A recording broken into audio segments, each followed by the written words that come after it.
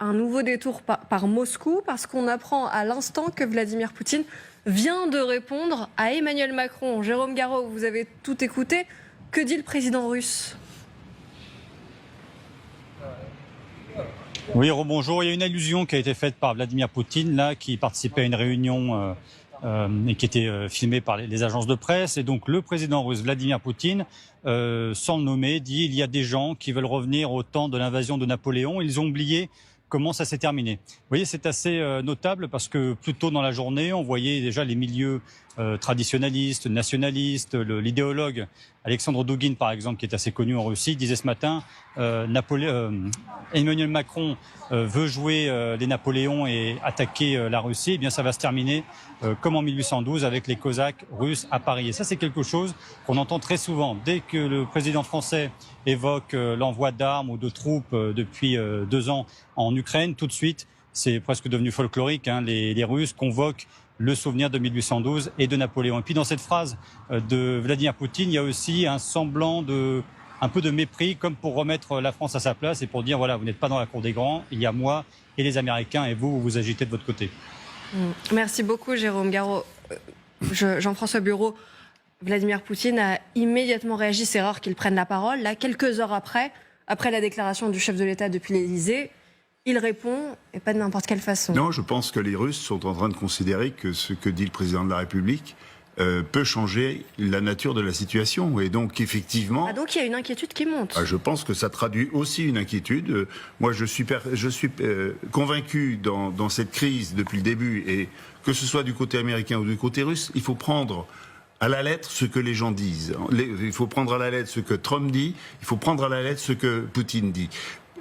Il y a de la gesticulation, mais il y a aussi de l'inquiétude. C'est-à-dire l'hypothèse que les Européens soient capables de s'organiser en termes de défense et de soutenir l'Ukraine, ce qui évidemment n'est pas du tout bien perçu à Moscou, mais surtout qu'à terme, ça soit toute l'organisation européenne qui soit transformée. Et ça, les Russes préfèrent avoir une Amérique qui n'est plus une garante absolue de l'OTAN, comme on le voit aujourd'hui, plutôt que d'avoir des Européens qui s'organisent et qui augmentent leur défense. Donc finalement, Magali Barthès, c'est vrai que ça commence à porter ses fruits, toutes ces réunions et ces sommets qui sont mis en place dans l'urgence en Europe. Parce que veut en fait Vladimir Poutine ? Lui, il veut discuter directement avec Donald Trump par-dessus la tête des Européens.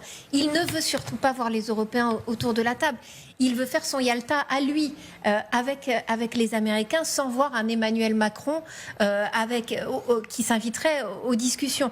Donc c'est vrai que là, l'agitation diplomatique française et même ces sommets européens qui se multiplient, ces réunions, sont en train de contrarier un petit peu quand même les plans de Poutine, qui se trouve obligé en effet de répliquer à Emmanuel Macron très rapidement. Et c'est vrai que ça montre à quel point il écoute ce qui se dit en France et à quel point dans son entourage... Enfin, c'est quand même, on a entendu Sergueï Lavrov parler de Napoléon. Là, c'est lui qui enchaîne dans la journée avec la porte-parole du ministère des Affaires étrangères qui, tout à l'heure, dit il n'est pas question d'une trêve temporaire. C'est aussi une façon de répondre à la proposition de trêve franco-britannique qui était sur la table et qui est sur la table en début de semaine. Donc, on voit qu'il y a une volonté quand même d'exclure l'Europe en la réduisant à quantité négligeable. Samantha de Bendern, est-ce que vous réjouissez de ces réactions du côté du Kremlin ? Me réjouir, non. Non, mais c'est-à-dire que, je rebondis plutôt sur ce que disait Jean-François Bureau, de dire, voilà, ça montre bien qu'il y a une inquiétude qui commence à monter du côté du Kremlin en voyant finalement cette défense européenne qui s'organise. En fait, le Kremlin a eu comme objectif, mais depuis des années déjà, d'affaiblir et même de détruire l'Union européenne. On l'a vu avec la façon dont la Russie s'immisce dans les systèmes électoraux européens. On a vu, et maintenant c'est très documenté, les ingérences russes dans le Brexit, à tel point que l'ambassadeur russe qui était en poste au Royaume-Uni pendant le Brexit a dit à un de ses conseillers, c'était rapporté par un journaliste britannique qui s'appelle Luke Harding, il a dit « Nous avions comme mission de mettre à genoux l'Union européenne et le Royaume-Uni et nous y sommes arrivés ». Donc si vous voulez, les Russes pensaient qu'avec un Trump pro-russe à Washington, l'Europe finirait par se plier. parce que nous sommes trop divisés, parce que nous avons des systèmes budgétaires qui ne permettent pas la flexibilité dont nous aurions besoin pour se réarmer. Il n'a pas compté sur ce rapprochement inédit inédit non, mais ce rapprochement important entre le Royaume-Uni et la France, malgré le Brexit, c'est en train d'avoir lieu. Ensuite, un chancelier allemand qui finalement a envie de faire sauter les verrous de l'emprunt pour se réarmer. Tout ça sont des choses auxquelles, je pense, les Russes ne s'attendaient pas. Et donc, ils se sont en gros débarrassés d'un ennemi à Washington. Et là, ils voient que l'Europe est potentiellement prête à prendre la relève. Alors, ça ne va pas se faire tout de suite.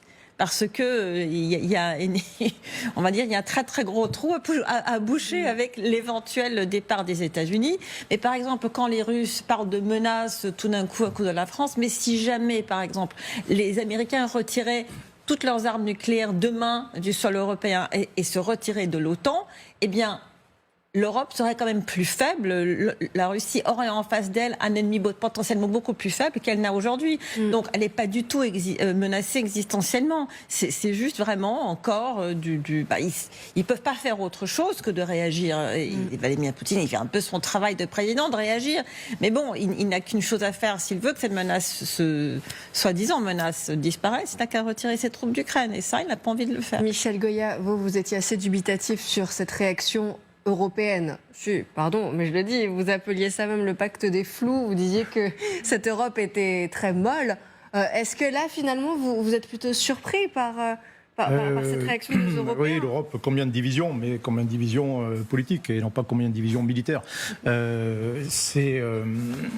Non, enfin, oui, il y a incontestablement, il y a une réaction. Bien sûr, on est au pied du mur, hein, comme voilà, quand la mer se retire, on voit ceux qui se baignent nus. Bon, là, on se découvre. Quand les Américains se retirent, on se découvre tout nu. Et donc là, il faut faire quelque chose très vite. Donc là, oui, il y a urgence. On sent qu'il y a quelque chose qui se passe. Maintenant, on attend les réalisations concrètes. Et comme effectivement on a beaucoup attendu, on a fait preuve d'inertie consciente, on a laissé venir les choses sans se préparer à se réarmer, alors qu'on le demandait, on le prévoyait. Il fallait quand même anticiper un jour que le monde allait basculer, que les règles du jeu allaient changer, quoi, et qu'il fallait peut-être se bouger. Ça, on ne l'a pas fait, on ne l'a pas anticipé, on n'a rien préparé, donc maintenant on fait tout dans l'urgence. Et ça prendra vraiment beaucoup de temps pour que ça se concrétise sur le terrain. Mais j'ai quand même bon espoir qu'il se passe quelque chose.